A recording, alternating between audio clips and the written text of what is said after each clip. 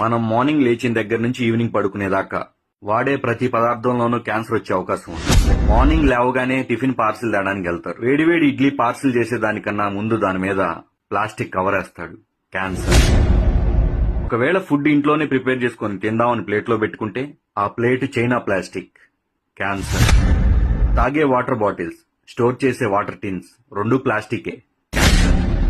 సాయంత్రం పూట snacks Manchuria తింటారు, దాంట్లో ఒక ఫోర్క్ ఇస్తాడు, ప్లాస్టిక్. క్యాన్సర్. కారాలు, పచ్చళ్ళు, పోపులు ప్లాస్టిక్ డబ్బాలో నిల్వ చేస్తారు. క్యాన్సర్. స్నానం చేయడానికి ప్లాస్టిక్ బకెట్ లో హీటర్ పెడుతున్నారు, వాటరే కాదు ప్లాస్టిక్ బకెట్ కూడా హీట్ ఎక్కుతుంది. క్యాన్సర్.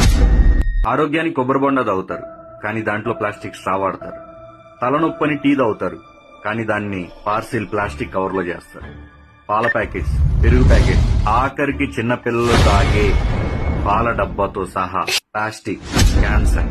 వీటన్నిటికన్నా మోస్ట్ డేంజరస్ మార్నింగ్ లేచిన దగ్గర నుంచి ఈవినింగ్ పడుకునేదాకా వాడే మొబైల్ ఫోన్స్. క్యాన్సర్. ఫైనల్లీ 2030 కల్లా ప్రతి ఇంట్లో ఒక క్యాన్సర్ పేషెంట్ ఉండే అవకాశం ఉంది.